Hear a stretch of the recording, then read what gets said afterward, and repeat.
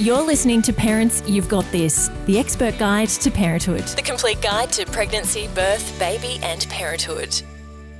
The decision to stop breastfeeding is a huge decision, and sometimes it's not even yours to make. Your baby may stop feeding, or you may need to go back to work. There's lots of different reasons why you may need to wean your child, and it's often a really emotional time, especially if you've had that beautiful special bond with your baby. It can be quite heartbreaking to wean. Today we're very excited to have our lactation expert Rowena Gray here to talk to us about this important topic. Rowena is an international board certified lactation consultant. She is also a midwife, a mama of three and a published author, and comes to this topic today armed with not only huge professional experience but also her own personal experience as well. Thank you so much, Rowena, for being with us today. My pleasure. So Rowena, what are some of the typical reasons a mum may need to wean her baby from breastfeeding? Yeah, one of the biggest reasons is just the natural end of the breastfeeding journey, and often that's baby-led.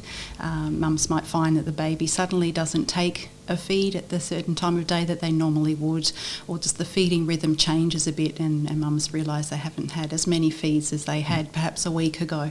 So often it's just a natural progression, and bit by bit the baby stops taking a particular feed, mum stops offering that feed, and a few weeks later the baby drops another feed. So it's generally a fairly slow and steady progression. The natural progression is one of the biggest ways that mums naturally stop feeding. Another reason why mums might wean is perhaps they're returning to work, and often this is more true for mums who go back to work full-time rather than part-time, or if they're studying, or they might be away from their baby for big chunks of the day for consecutive days, and it just becomes a bit of a challenge for them if they're not able to pump or not able to find another way around it. Some other reasons why mums might need to wean kind of abruptly, perhaps mum is suddenly unwell or needs to have a treatment or a medication that's not compatible with breastfeeding. It's a pretty awful way to have to wean, but that's a fairly common reason why mums would need to wean before they feel ready. And at what age of baby do you usually see mothers starting the weaning process?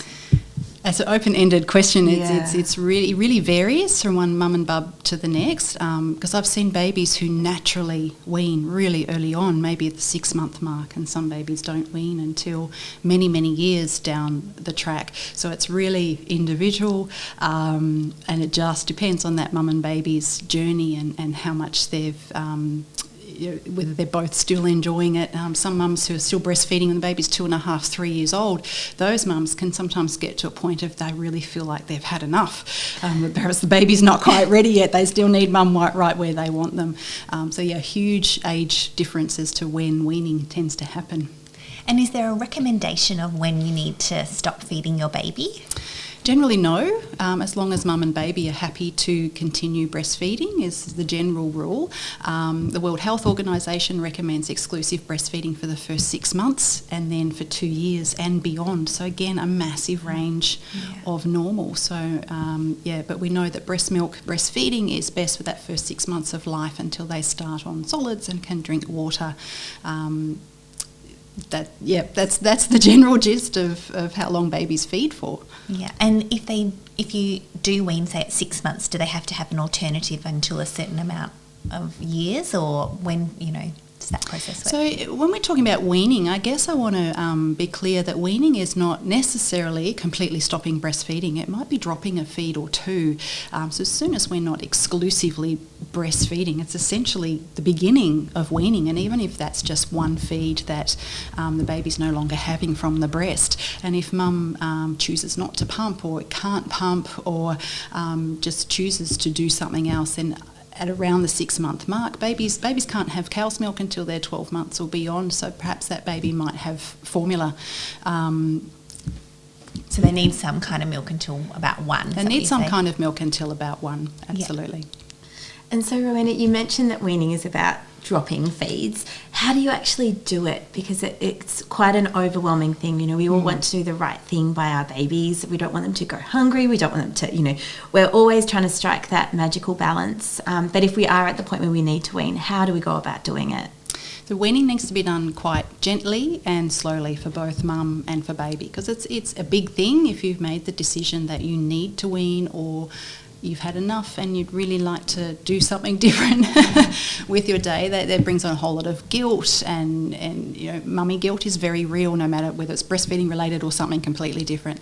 And sometimes it just happens because, as I said, the baby is ready and you don't even have to think about it. It just naturally happens, which is helpful if you're ready to wean. If you need to wean a bit sooner, we need to do it gently and slowly.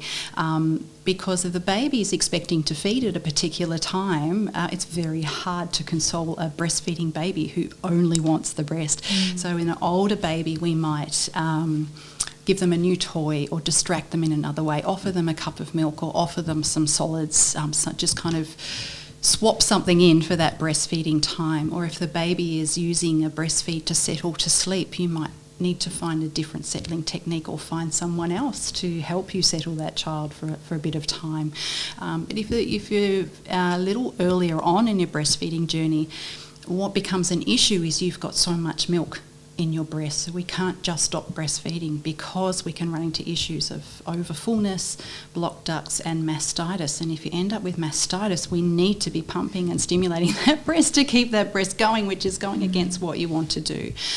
So in terms of dropping a feed, to do it safely, you need to allow 3 or 4 or more days between dropping one feed and the next. So if your baby's still feeding 6 or 7 times a day, it's quite a process. So we're looking at potentially a month or more to drop feeding completely.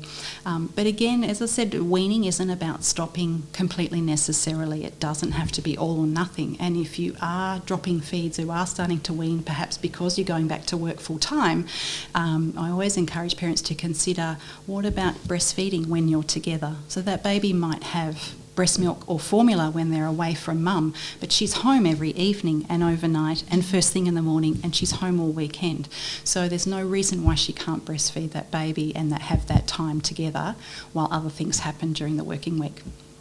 And what are some of the physical changes that happen to you as you're weaning? You mentioned there that you might get engorged or have very full breasts. What are some of the changes that happen? Yes, so breast fullness is one of the biggest things, and that's why we want to take a couple of days to help lessen that engorged feeling. When you feel a bit softer, it's kind of safe to move on to dropping the next feed.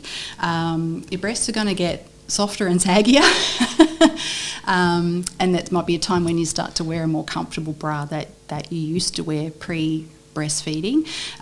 You know, a sense of sadness and you know, that's the end of a journey between you and your baby, and that's why I encourage mums, maybe don't drop every feed straight away, just have a last one together, maybe the end of the day before you go to bedtime, just to have that reconnection time, that mummy baby time, and when you're both ready to let go, that feed will generally naturally dissipate.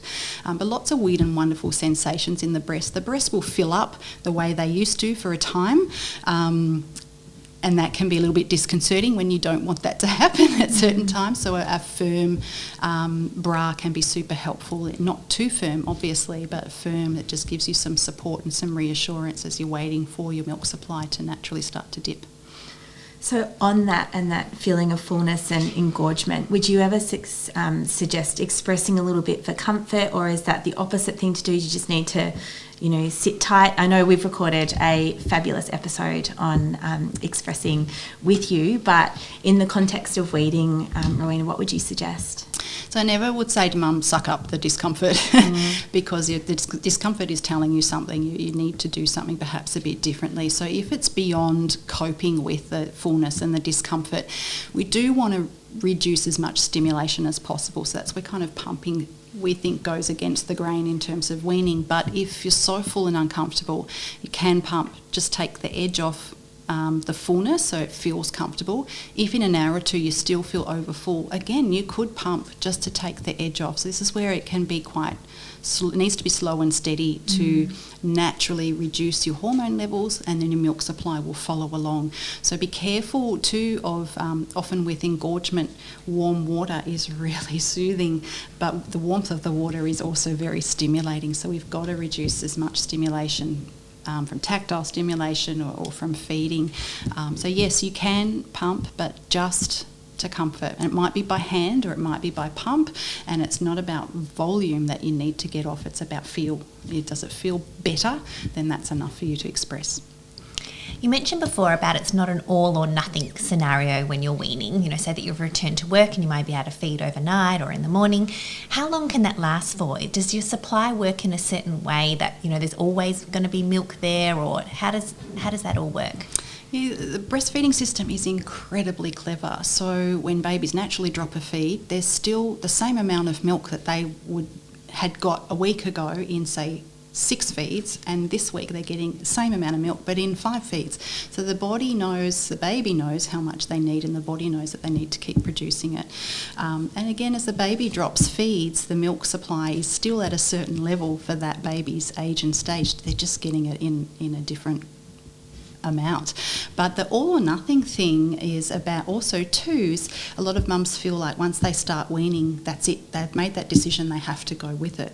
If they've completely stopped breastfeeding or they've dropped a whole lot of feeds and they change their mind, you're allowed to do that. You can change your mind and you can bring up your milk supply again, because once you've weaned, even if you haven't breastfed for several weeks, our milk supply is kind of there waiting in the wings for several months, even several years. You can bring up your milk supply again. So, and usually that's really important for mums who've perhaps stopped breastfeeding. Perhaps feeding wasn't a positive experience. Perhaps they had to stop for their mental health. So this is a really important thing for those mums to know, that you're allowed to change course and you can bring things back on again. Obviously, the longer it is between stopping and trying again makes a difference as to how easy or how much effort is required to bring up the milk supply. But it's not the end of the road if you have decided to stop and you'd like to pick it up again. Gosh, so Rowena, what if mama needs to wean but baby doesn't want to stop breastfeeding? That can be really, really challenging, because you've got a baby who just wants to be with mum and doesn't understand that mum needs to do something different. So you've got a baby that's crying and suddenly becomes more needy and wants to, tugging on her shirt and all those kinds of things.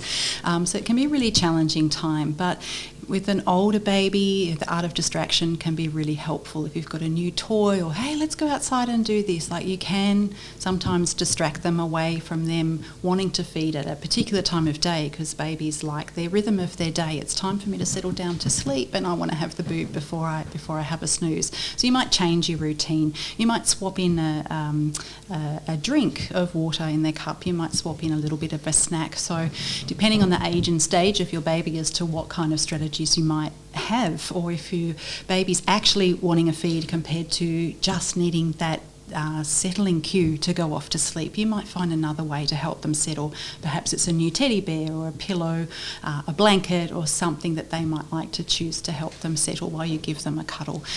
So it really is, try something and see how that works. Ask all your friends and see how that works. But it's hard work. It really is.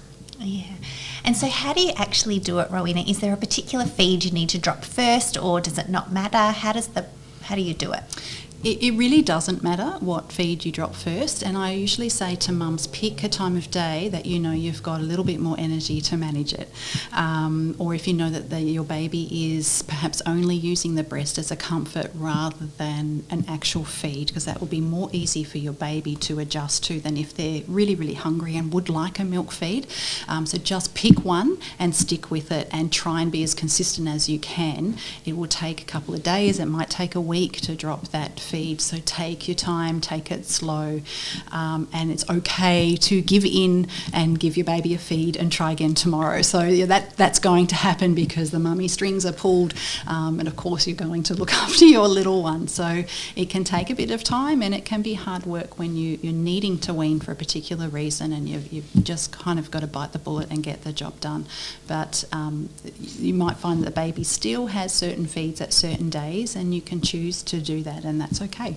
And is day and night weaning the same? So night times, again, with an older baby, if your baby's still waking up for feeds, and often mums will call me at this stage and the baby has maybe 2-minute feed and then they're back to sleep again. So often that is a time when the babies are waking kind of out of their daily routine. I wake up, I get the breast and I can settle back to sleep. So trying to decipher whether the baby is waking up hungry or the baby is waking in need to be helped to settle back to sleep. And if the baby's not hungry, that is when you can really help them to settle in other ways. Maybe your partner goes in and settles them. Maybe you go in and you sit on the floor, you put your hand through the cot, you're patting their back and you're shushing them. So you're not denying them access to you, you're just giving yourself in a completely different way. And again, consistency is key. Your baby will learn that mum comes to me when I call, but I don't always get the boob. I have to settle in a different way. So it is very much about responding to your baby, but changing the way in which you do it. Rowena, that is such beautiful, nurturing, holistic advice. We are so grateful to you for sharing your expertise with us on this really emotional topic today. So thank you so much for that. My pleasure. And a big thank you to Mostella for sponsoring this episode. You've been listening to the Expert Guide to Parenthood, and never forget, parents, you've got this. Join a Parents You've Got This masterclass today to be prepared, excited and educated for pregnancy, birth, baby and parenthood. Visit www.parentsyouvegotthis.com.au and sign up for a masterclass today.